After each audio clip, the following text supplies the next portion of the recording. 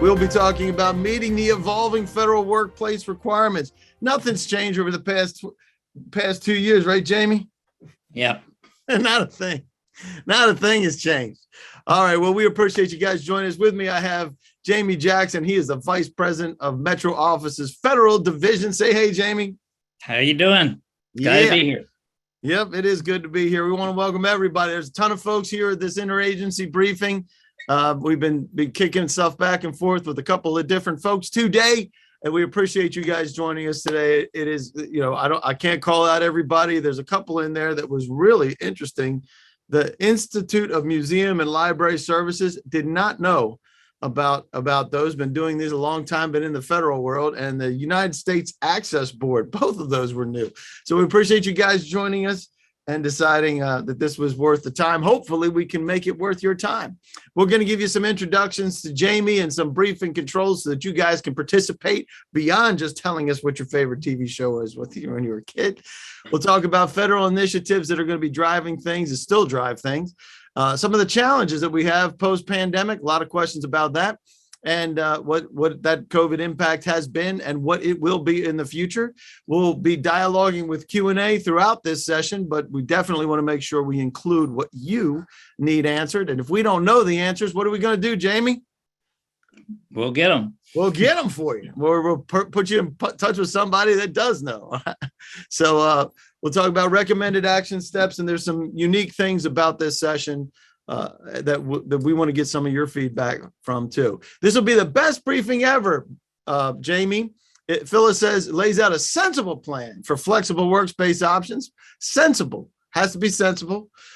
Michael from HRSA says hear about other operating divisions and how they are handling the new workplace scenarios. We will do some of that today. Tony, leave with all questions answered. Jamie, all the questions have to be answered. And not only that, Ed says there have to be factual. There had to be factual information. What do you think about that, Jamie? You think you can do that? All the questions. I agree, yes. Yeah. It'll always be factual, but they may not be all of them. Carrie from DHS. That's so funny. When you put in this, it's IHS, not his. I can improve the workplace. That's autocorrect for you. I can improve workplace capabilities in a cost-efficient manner. Love it. We'll be talking about that. Safana, that, like I said, that's the coolest name of the place. USPTO. What is the general trend? RE space post-pandemic. Both, and that goes to the next one. I gain perspective of how other bureaus are reaching the new work climate post-pandemic. A lot of that from Robert. And David, discuss VPN security and ways to speed up VPN transmission. David, I'm not sure we're going into that right now, but we will figure out. I know one of the ways is not doing it from home. That's the first one.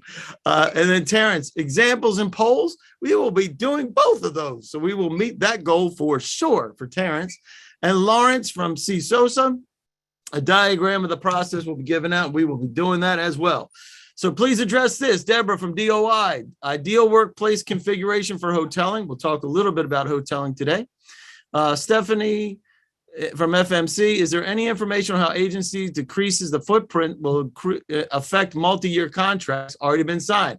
That is a wild one. There's a lot baked into that in there, Jamie, about multi-year contracts that have already been signed. Yes, we will talk about those as well. Minion from NASA, Minion, there you go. Got your mug.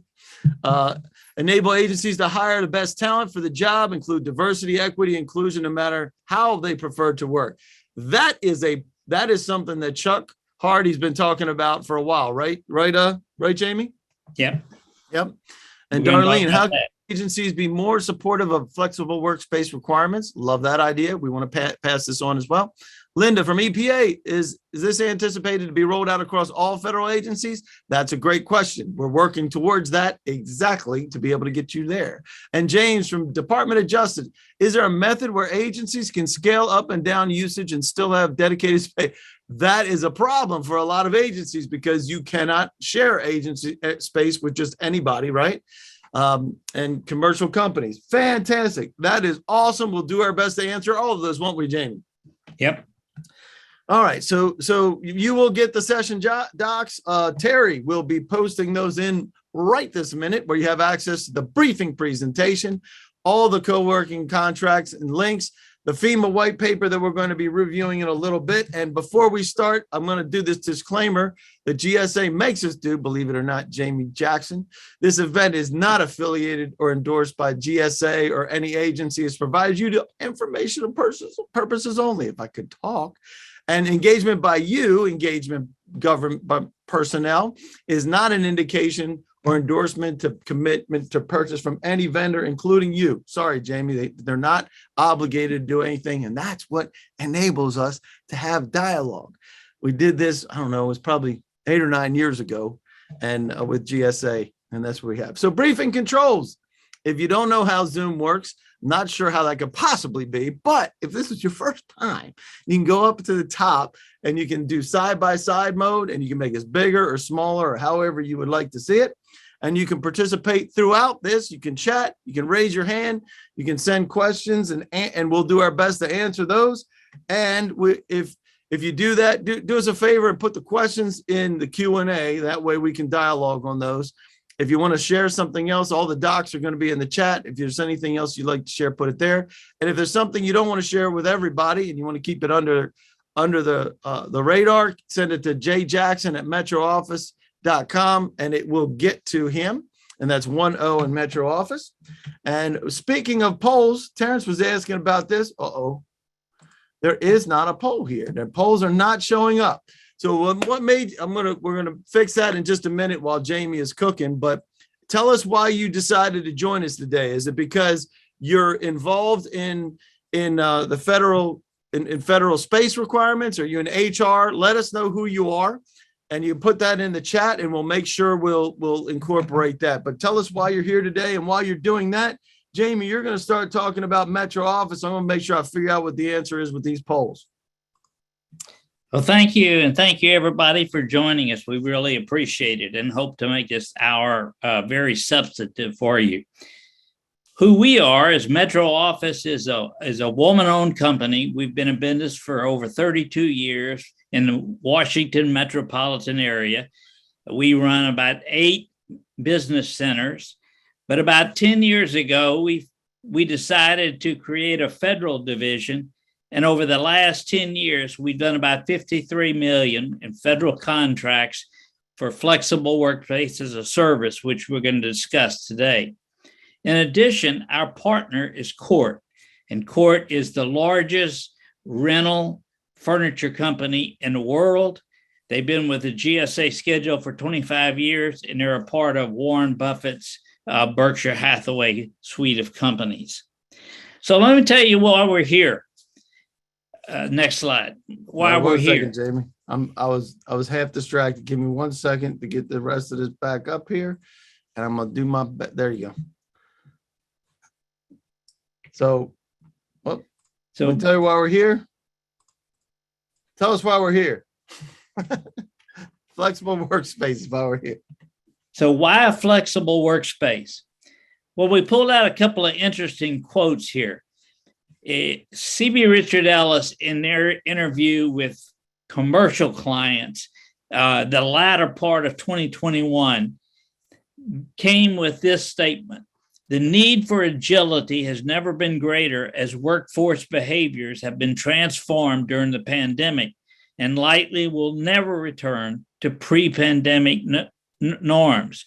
In other words, commercial businesses want to have agility in their workspace capability.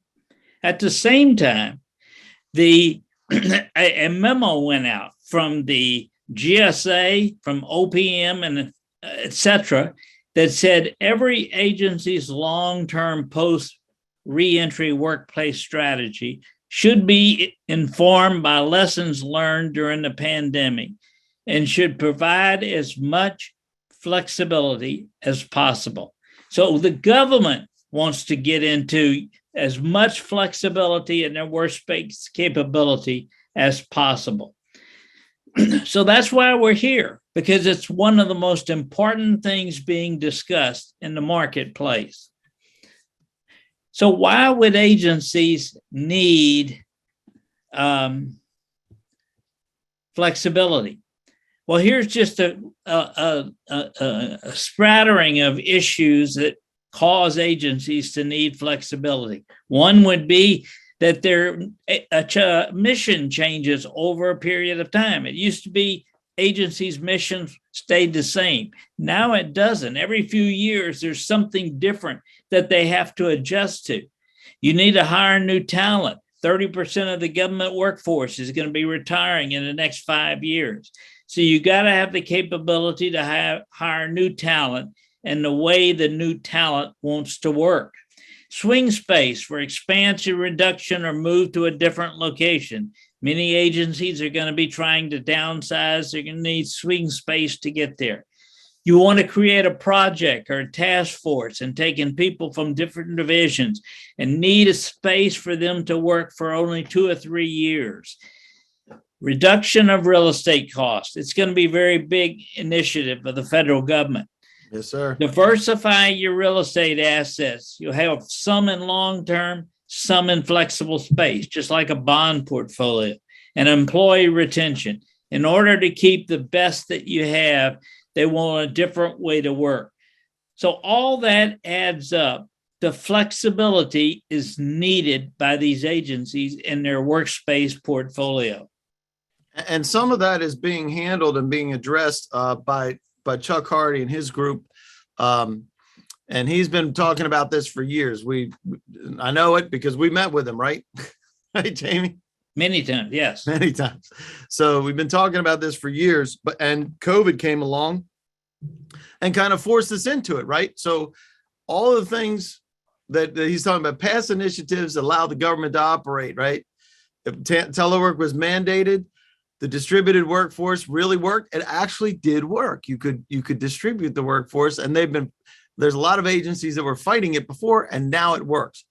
And guess what about the reducing its footprint? The agencies were already working on that. As we know, there were mandates that were driven down, and there are several different types of real estate solutions and workplace designs are going to be needed, right, Jamie? That's everything that he's been talking about for years. And that's what we're going to talk about today, different types of real estate solutions and workspace designs. And you're going to explain this, you're going to do some explaining, speaking of people with their favorite TV shows. I Love Lucy. You got some explaining to do. Richard Ellis coined this phrase in their latest research paper that they did on understanding flexibility in the marketplace. And I recommend everybody to read it. But this is exactly what we've been talking about, core plus flex. Core is the emerging strategy is that you would offer a way to seamlessly integrate your traditional lease space, 10-year GSA space, and flexible office agreements in their portfolio that they need for a shorter period of time. Core plus flex. And we're going to define that for you today. In their latest research paper that I was just describing, they put a case study in there, which is at the heart of what we're talking about.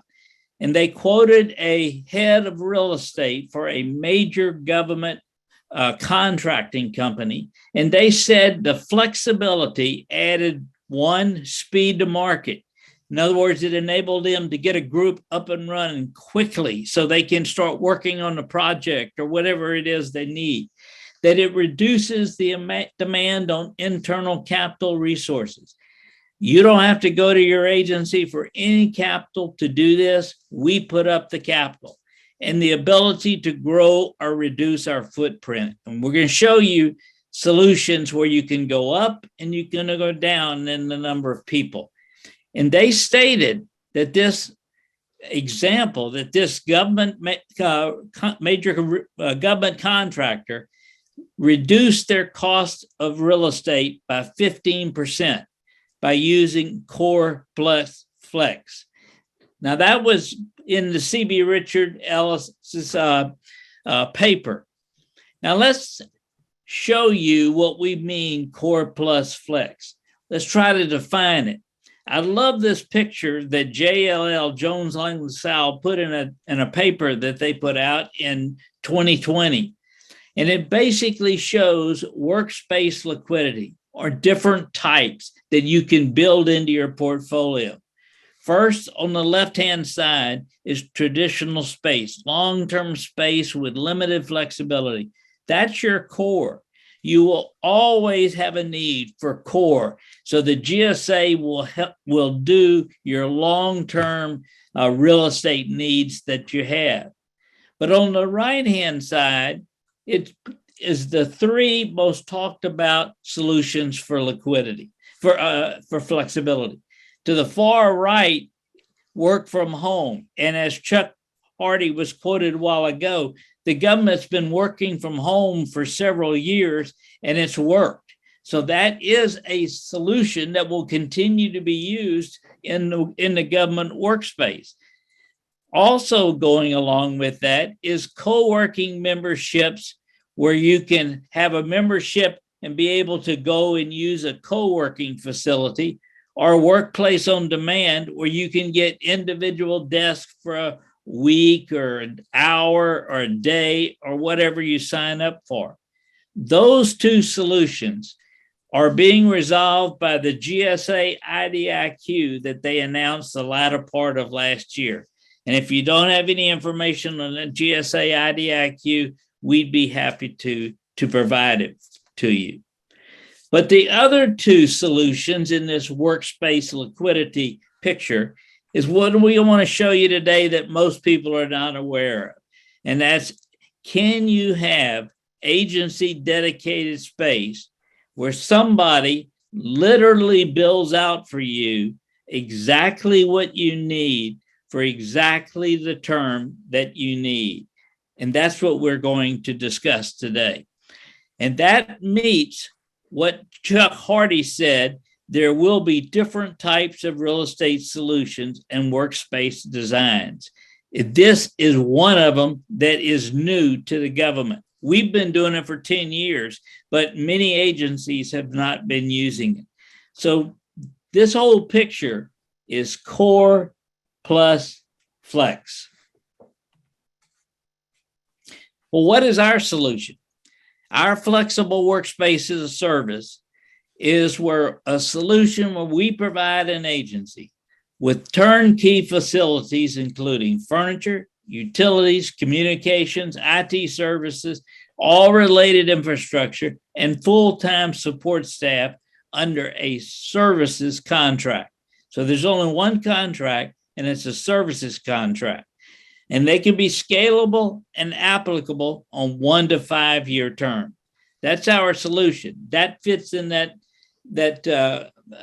two types of solutions that was on that chart that I showed you a while ago. And this isn't like pie in the sky stuff that you just developed. This is stuff that you've been running with for what, 10, 15 years? We've done it for last 10 years and 53 million in government contracts. And we can show you all of that in our ratings and all that for anyone that wants to ask. But it is a solution that the government can use. And up until pre-COVID, it was like, well, it'd be used in outliers, right? But now, post-COVID, we're looking at it as the government is looking, and different agencies are asking the same question because they can't be in the same place as the folks. And we could build out this facility multi-agencies. That's a good point. Yeah, it can be multi-agencies. But with our partner Court and their furniture as a service, where they will come in and change the furniture out to meet whatever is the change of the client, that gives us unlimited scalability up and down, as somebody was asking. We can reconfigure the adjustments. I'm going to show you an example in a minute where we worked with the VA and we literally had to change out. They had 3 divisions, then 4 divisions, then 5 divisions. We had to keep changing the configuration of the furniture, and we do it in a rapid response time. So Metro plus Court, we give you continuous flexibility in a turnkey facility. Now, let me give you a couple of examples of how we've done this. And this is just a few. FEMA came to us in New Jersey, and they had been trying to they were losing their lease. And the GSA had been trying to find them a short-term solution, and they couldn't find it. In 30 days from the time of the contract, we had them up and running in an as-is space for 240 people. And we had some very, very specific requirements that they put on us. Like they had to be able to carry guns in this facility, and they had to have the ability to have people scanned. We go into a solution. The point is that we worked with FEMA and got them up and running in 30 days. We ran it for 2 years and 2 months. And this was a flex for FEMA, and they moved to a core. FEMA merged the New York operation and New Jersey operation into one long-term real estate transaction, which they call Core of the Northeast. So they went from flex to core. Now, FEMA was so pleased with this that they wrote a white paper, and we are providing you that white paper so you can see from their perspective the value that this solution gave to FEMA. And that wasn't an easy thing to accomplish, because you had to meet certain requirements for GSA, right? Because in order for the lease to work and for them to bless it, you had to meet, what is it called when you meet reps? And we met all of the requirements that they normally ask a landlord to provide. All the reps and warrants we provided. And this transaction, as you said, Dave, this transaction actually went through the GSA, and they were very pleased. Yep. And it's amazing to read that white paper, because when you look at they did the cost benefit analysis on the flexible versus doing the long-term lease as well, didn't they? So, and then we'll get them a copy of this white paper, and it's good to read because it's in FEMA's language and it's what they evaluated. Yep. It's not our case study. It's FEMA's case study, right? So there you go. All right. So let's talk about the one with the VA, because this one started out as a very, what was it, 18 months or so was the original? This contract, the need was they wanted to form 2 new divisions, TAC, which is a contracts division, and OI&T, a technology division. And they needed a space to get this started. This is in New Jersey. And so we signed a 18-month contract with 2 3-month options and started over 10 years ago with the VA. And over the last 10 years in New Jersey, we have done 4 contracts with options, and we have taken them from the start to where they are today with almost 300 people. We provided swing space along the way. We were scalability. We would add 25 seats, reduce 25 seats. We reconfigured multiple times the way they wanted the furniture configured and the type of furniture, because of the way they kept restructuring the division and adding people to different parts of the division. And at the end of the contract, here's another example. They went from flex to core.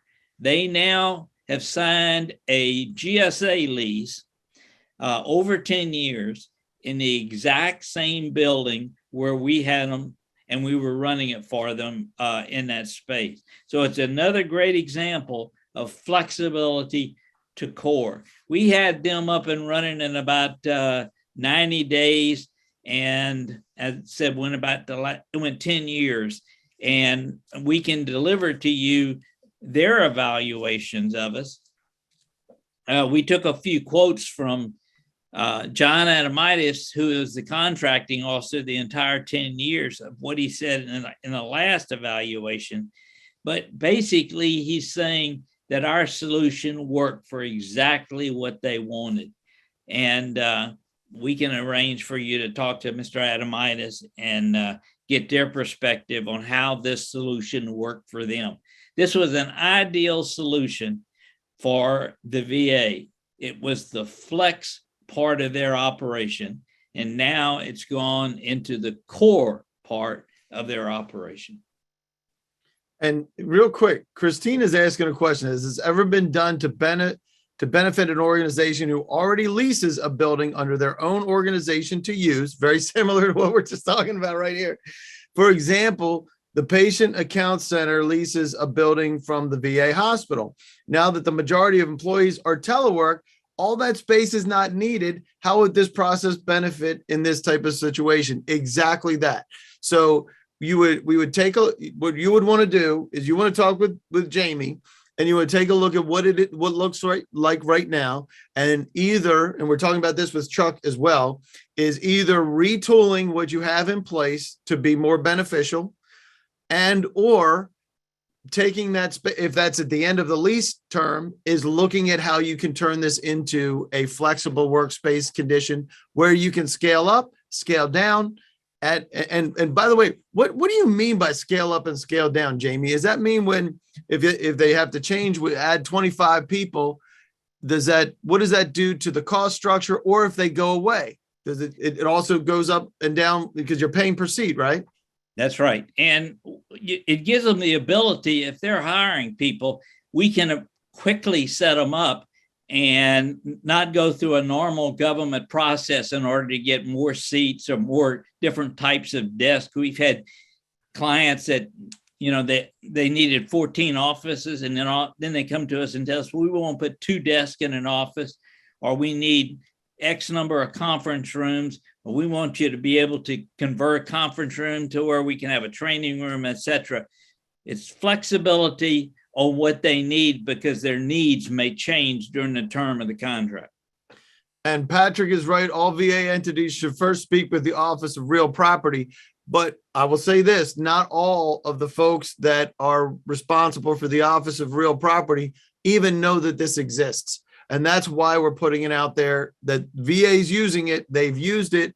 We can connect you with John Adamitis, and he can tell you how it went down, because it didn't come out the same way that you would normally orchestrate a real estate transaction, right, Jamie? There is not a transactional way to do this and that's one of the problems. But now they have a history, and we've done it on a number of VA cases. We just highlighted this one. We've done other VAs that they can talk to. That's right. So I agree with you, Patrick. You definitely want to speak to the Office of Real Property. However, make sure that the Office of Real Property that you're talking to is also talking to the leadership in the VA and us, so that we can educate them as well. Trust me, they don't know what it is. In fact, this is exactly why it's important to do that, Patrick, is first you got to understand the agency's need. Then guess what? This has to be done through an unsolicited proposal, because there is no other mechanism to purchase. You do the analysis of the proposal, you can do a sole source justification, and then the approval of the proposal comes. Yes, there's a lot of moving parts. And if you're not familiar with managing the unsolicited proposal process, you're going to want some help from folks like John Adamitis and other VA folks that have done it in the past, as well as FEMA folks, because this is not your typical, okay, there's an IDIQ to buy off of. Doesn't exist. It took GSA, what was it, 5 years to do the other IDIQ that just came out last year, Jamie? Yeah, and we're hoping that GSA will eventually have a schedule for real estate transactions 5 years or less, which is flexible workspace. And they certainly have seen the value of what we bring. Yep, and that's what we're working on. But today, and by the very fact that you're here today, and by the very fact that if you define that you need something, if you need something that's a year or less, that already exists, right, Jamie? That's in the GSA IDIQ as it exists. And the hoteling kind of, that's the new hoteling model for office space, right? So, but what we're talking about is that gap between 1 and 5 years, where you may not know, your agency may not know, that you don't want to take the dive into a multi-year or 10-year lease because you don't know what your status is right now. And what Jamie is talking about and can repeat, this has been repeated multiple times, short timelines, right? You might have an expiring lease and you got to move. What are you going to do? GSA takes sometimes years to be able to execute those leases. There's nothing wrong with those leases. The core is never going to change, right, Jamie? To your point, the core is never going to change. So, and this is where we get back to this, where 30% of all office space is going to be consumed by flexibly by 2030. That's the JLL piece that we were looking at before, right? Yeah. So let's just go through this one more time, because this is the meat of our presentation today. Going forward, you are going to have the capability to have workspace liquidity. You're going to have on the left-hand side traditional long-term space. That's the core of your agency's needs. On the right-hand side, you will have work from home. That's tremendous flexibility. In addition to that, on the right-hand side, the IDIQ provides agencies with the ability to have co-working memberships and approved co-working facilities, and the ability to get an office or a workspace or a meeting room on demand. What we're telling you is there is another option of flexibility, which is for short to medium term, 1 to 5 years, where we come in and build out a facility for you and run it for you for the exact time that you need it. Then you walk out. And it has been done in the government. We've done 53 million of it.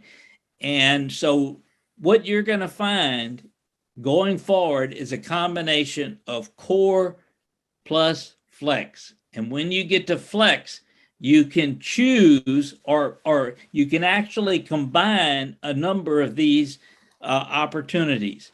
And as we said earlier, we're prepared to build turnkey workspace multi-agency. If some of the agencies want to close down their operation to move into one decreased facility, that is an option that you can look at. And just as Chuck Hardy said, you're going to have different workspace opportunities going forward. And the ability to flex within that space, right? So you might only need 10 or 12 seats right now, but the group is 45 or 50 and one goes up by 10 or 12 and the other one goes down by 3 and the other one goes up by 40. That is on you to handle, right, Jamie? That's correct. Correct. Or the vendor, whatever. This is going to be something moving forward. And one of the things we're doing is we're helping to push this out as something that has been done, right? There's a bunch of things that are out there that are done in commercial space that'll never work in the federal government. It'll never work. But these have been done both with FEMA and VA, interestingly enough, in Eatontown, New Jersey, right? Both of those, right? Yeah. So, but they don't have to be. You've done it here in DC. You've done it in Frederick for VA. You've done it in multiple places. This isn't like brand new. And Dave, let me say that if anybody needs us to talk to people within your agency to further explain these opportunities, we'd be more than happy to do so. Yep. And guess what Christina says? Right. Getting information to the people who are responsible to do these things is the hardest part. You are correct. And we're all in the same boat, right? We're all trying to get the information to the key decision makers, and judging by where they are in it, because some of this can be driven by HR because of the new, guess what? People don't want to work the same way anymore, Jamie. Right. And if they're not going to want to work the same way, that's driven through HR. And then you have other things that are driven by Congress. The whole situation with you and the VA was driven because Congress said, boom, you're going to solve this problem. And it's like, okay, well, you can't sneeze room for 250 people. You have, and so you had to come along and assist with that. right? And because you've been doing this for years in on the right-hand side with you've been doing the co-working space and workspace on demand for years. This other part that for the turnkey space and short-term workspace, that's where you've been doing almost exclusive with the government, right? Totally with the government. Yeah. Totally with the government. So it was born out of necessity. It wasn't born because you guys decided to create it. You created this for government agencies like FEMA and VA is how that worked.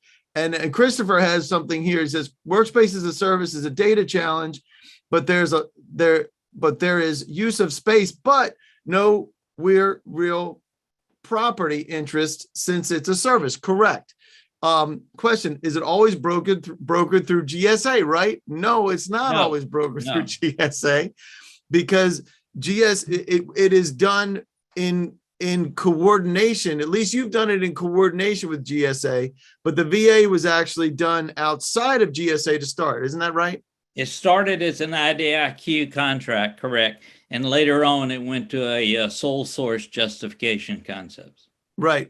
And that was through VA directly, correct? Through VA directly, not through the GSA. The only one we've done through the GSA is the FEMA deal. Is the FEMA deal. Right. So again, and that's what makes it challenging, Christopher. But to your point, the data and the IT, this is where it gets very interesting, because you actually handle all the IT infrastructure for the location as well, right, Jamie? Yeah, but all we do is give them a VPN, give them access to their systems. We don't want to have anything to do with their systems, and we can run the Wi-Fi, etc., within the facility for their guests, etc. So we keep them connected, shall we say? Gotcha. So very, very good. So we're going to get a recap. Do this quick recap, and we'll get to a couple more questions. Here's just a quick recap of our solution. We have past federal experience, and we're more than happy to share that with you. It's a turnkey solution, so you don't have to do anything. We provide the furniture, the equipment, etc. We allow you for complete flexibility during the term of the agreement. We will respond very quickly. It's on a services contract, so you only have a services contract with us. There's no lease, and you have a single vendor. It's one throat to choke. All you got to do is call us, deal with us to get everything fixed during the term of the transaction. And if there's anybody here that understands that single throat to choke, right? Where, hey, we want to add an employee, right? First of all, I guarantee you that Jamie can turn it up faster than you can hire an employee. That's the first part. The second part is when this happens, you don't have to worry about the coordination of all the rest of the pieces, whether it's furniture and then computer, the connectivity for the computers, all the rest of that stuff, all that's handled at the facility level, and that gets handed off. It's very difficult if you've never seen it in operation to know the impact of that. In fact, when the VA got to the place, about 7 years into that contract, it starts to create legal problems for VA, because you now have a contract that's been running for 7 years. It was only designed for 18 months, right? Right, Jamie? Well, and that's why eventually after 10 years, and they got exactly to the point where they became core, they went from flex to core, and it is a 10-year deal. Every deal we've done has gone from flex to core because it makes sense. But going forward, it may be that flex is just for a period of time. You're working on a project or whatever. You don't need to go buy furniture and lease space and all that. Do it on a turnkey facility, and at the end of 3 years or 5 years or whatever, walk away. So we wanted you to understand all of the options that you're going to be able to do to meet the flexibility piece of core plus flexibility. Yep. And that gets us to this. We have the GSA IDIQ for less than 1 year. So this is the only solution that we've seen out. And it's going to require some dialogue and some work together to be able to facilitate, because there isn't a current contract vehicle to do it. However, we do have the roadmap, and somebody was asking for that. Can you give us examples of the roadmap? We have those. The biggest thing is get in touch. If you're interested in continuing the conversation, we'll talk about that in just a minute, but engage with the folks that have done it. We can help you connect that, and then schedule the needs assessment. And it does, how much does it cost to talk to you about the need, Jamie? Just call me. It's nothing. And then being able to work that through procurement. Now, we all know that unsolicited proposals are not your typical. So, but because it's been done multiple times, we can help you, or somebody within the VA or FEMA or somebody else that have done this within the organization could do that. And again, from the HR side of things, survey your employees, start to understand what they're looking for, because if you take a look at the type of places that Jamie has, and you can come visit one of the places down in DC or Virginia, right? You can stop by and pop in and see the kind of place that Jamie runs, right? Right, Jamie, Sure. at Metro? Sure. Yeah, so you can do that. So the question is, how can we assist your agency in meeting the new workspace needs? And the way we're going to do that, we'll open it up. How can we do that? I know, Christopher, did we answer that question for you about whether it's brokered always through GSA? It's not. That's the first part. But you haven't mentioned a data challenge. What's your thought on a data challenge? What does that mean to you? And if, in fact, I'm going to see if I can find you, and maybe we can unmute you. Do you have the capacity to be unmutified, Christopher? Hang on a second. I'm going to say allow to talk. You there, Christopher? I don't know if he's got. How about this? Oh, there we go. Christopher, go ahead. Yeah. So, we typically track where there's a real property interest, right? Most of our stuff trends in, it's a lease, right? For the most part, or an occupancy agreement. But this is a horse of a different color. And, from the appropriator side and the public side, we've gone through challenges over the past few years, freeze the footprint, reduce the footprint. Office space is the monster that we need to tamp down. And, hey, look, from a user standpoint, this is great, right? Super flexible, be able to scale, reduce the contracting nonsense. It's just like it is in private sector, right? Yes. And so it works great. The challenge on our side is to say, okay, well, how do we track this? Where is it? I mean, when it starts to be, who's going to manage the data side of it when it gets bigger, smaller, blah, blah, blah, and since it's not a lease, it's not going through the sort of traditional controls.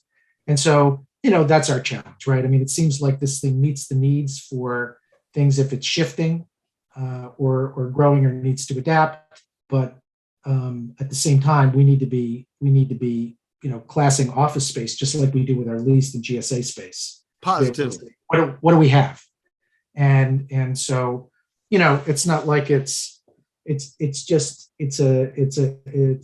different, but I just want to, raise the challenge. Frankly, it would be easier to do business with this through a GSA occupancy agreement, but I don't think GSA wants to be, move this quickly, big, small, grow, shrink, and I don't think anybody wants to really, have that, that ship that rocks back and forth. You get seasick with Yep. with the around, right? But I just wanted to flag the data challenge on the government data side, where we need to be able to manage it. It's not your problem. It's just something we need to figure out. You're absolutely right, and there's always going to be nuances with every agency in the division within the agency as to how to meet that challenge.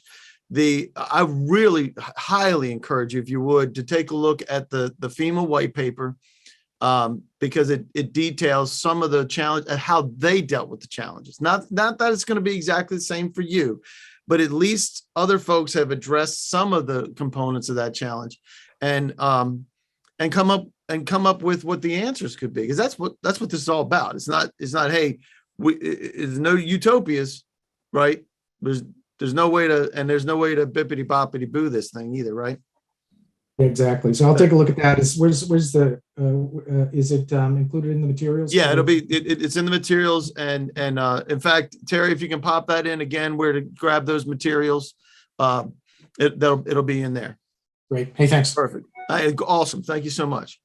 Any other questions? I know, Christina, you're talking about getting the information to the people responsible. Always a challenge. That is definitely a huge issue. Terry did put that in there with all the handouts. You can gain access to that. If you're having any trouble grabbing those, let us know, and we'll make sure you get those. And we are running long, so I'm going to go ahead and make sure folks can get out of here. Love the dialogue, though. Appreciate all of that. You will get a recap email next week. It is Thursday, so it gives us a little time to be able to create that. At the end of the day, you'll get an immediate recap, but you'll get a finalized video with a link to the video and briefing presentation. The FEMA white paper is included in that, as well as all the supporting documents that most of the folks in the real estate and or in we're talking about flexible workspace needs. But we will also give you an opportunity to schedule time with Jamie. As I mentioned, how much does it cost, Jamie, to talk with you? Just call me. And then cost a thing. And Christina says we're entertaining, so we're here all week. All right. Oh, there you go. God bless me. We're not here all week. Right. But we do appreciate you guys joining us. Thank you so much. Thanks to everybody for joining. And if we can assist you, please reach out. Yep. And there's Jamie Jackson, J Jackson, and Metro Office with 1 O in there, metrooffice.com. And that's your direct number. Do you answer that phone, Jamie? I do. You do. Fantastic. Awesome. Terrence, you're welcome. Appreciate that. I cannot even tell you what that E is. Okay, Tara, you're welcome from both of us, right, Jamie? Tara's welcome. Yep. Robert, you're welcome. Thanks so much, guys.